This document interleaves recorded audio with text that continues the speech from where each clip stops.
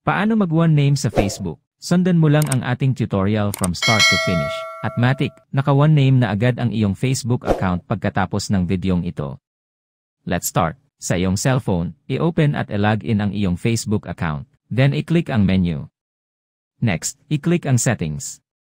Sunod, i-click naman ang See More in Account Center.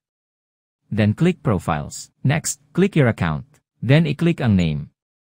Sa iyong first name, i-type ang iyong gustong single name.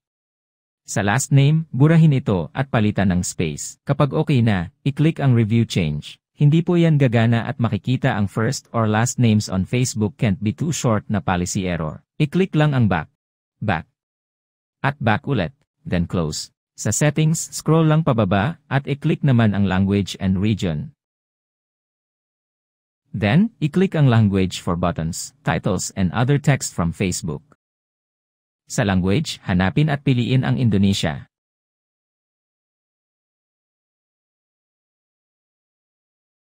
Pag okay na, i-click ulit ang back. Then click menu. Then settings. Then click lihat sa lengkap niya. Click profile. Sunod, i-click ulit ang iyong profile. Then click nama. Subukan ulit mag-one name. I-type ang iyong single name sa first name, at burahin ang iyong apelyido. Palitan ulit ang apelyido ng space. Pag okay na, i-click naman ang tinjaw perubahan. At hindi pa rin po yan gagana. Para magawa ang one name sa Facebook, kailangan mong gawin ang mga naunang steps na naka-VPN ka. I-close ang iyong Facebook app. Next, i-open ang Play Store.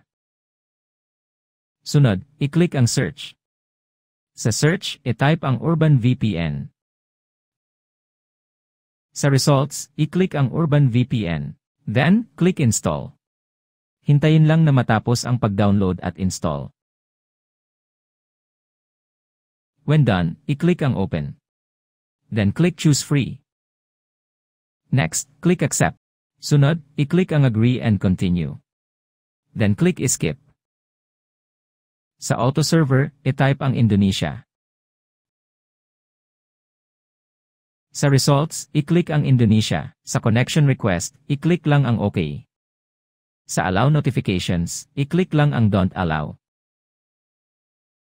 Makikita na gumagalaw na ang timer pag connected ka na sa VPN. Minimize Urban VPN. Buksan ulit ang iyong Facebook account. Click back. Next, click menu. Then click settings. Click lihat sa lengkap niya. Sunod, i-click ang profile. Then click your account. Next, i-click ang nama. I-type na ang iyong one name na gusto. Sa last name, burahin ito at palitan ng space. Pag okay na, i-click ang tinjaw perubahan. Nice! Gumana na ang iyong one name sa Facebook. I-click lang ang simpan perubahan para magpatuloy. Then click back, then back again. At i-click ang close. Click back again. At i-click na ang iyong profile. Nakikita na naka-one name na ito. Salamat po sa panonood. Don't forget to like and subscribe for future updates. If may tanong po, comment lang po sa baba. Thank you.